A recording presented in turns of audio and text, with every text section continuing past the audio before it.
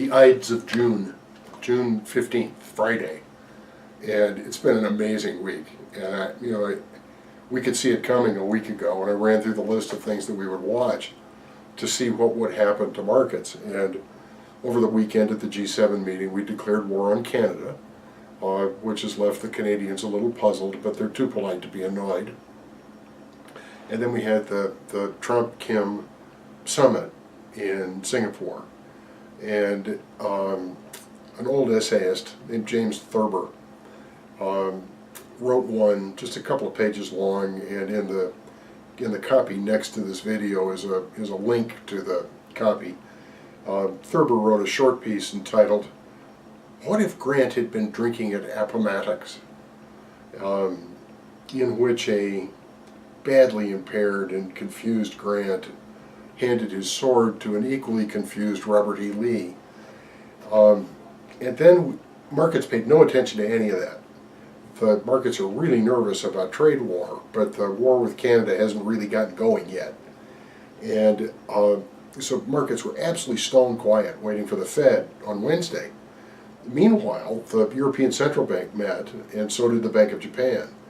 The ECB, in perfect European style, said that the ECB would stop its stimulus by buying bonds by December, but would continue its stimulus of negative interest rates open-ended.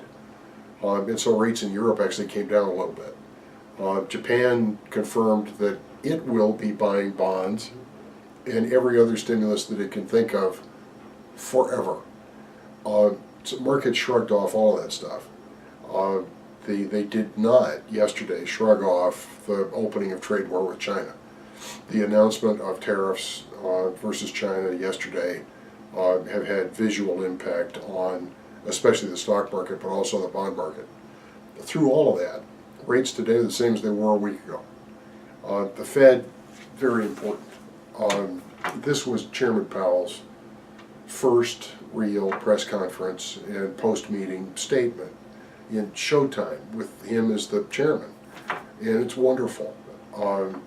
Post-meeting statement, Powell cleaned out about a third of the academic verbiage that Bernanke and Yellen had inserted. And his press conference was just artful. The reporters invited him to get involved in political issues and trade war and all sorts of things, and with a smile he dodged all of that stuff. He made our situation clear in one respect. He said repeatedly that the U.S. economy is in great shape. That means one thing at the Fed. It means that the Fed has to lean into it. The oldest line about the Fed, William McChesney Martin in the 1950s, said that just as the party gets going good, it's the Fed's job to take away the punch bowl. And Powell might as well have had a punch bowl prop in front of him at the press conference. The Fed is going to continue marching with quarter-point hikes until the economy shows some sign of slowing down, or much lower probability shows some sign of overheating or inflation, in which case the Fed would have to come harder. But the Fed's own presentation says that it's going to keep right on going for one or two more times this year, 3 or 4 more times next year, and as necessary in 2020. The peculiarity for us, for housing, for mortgages, is long-term rates are not rising. That complicates the Fed's life. If the Fed hikes and we don't pay any attention, then the Fed has to hike harder, and it will. How can it be that long-term rates are not rising if the Fed is on this quarter-point death march to forever? The world's a big place today.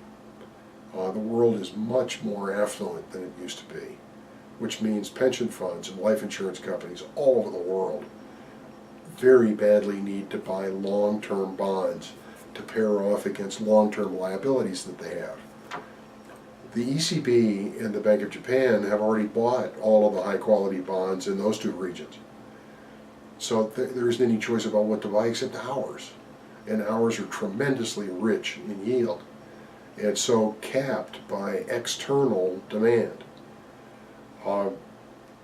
Markets think that the Fed will stop in the event of this inversion business of the Fed pushing short-term rates above long-term ones. And under normal circumstances, they would. These circumstances are normal. If the Fed perceives, and I think they do, that long-term rates are capped by overseas demand, the Fed will tighten harder. They'll simply continue to come at short-term until the economy slows down. From my perspective, this is a wonderful outcome.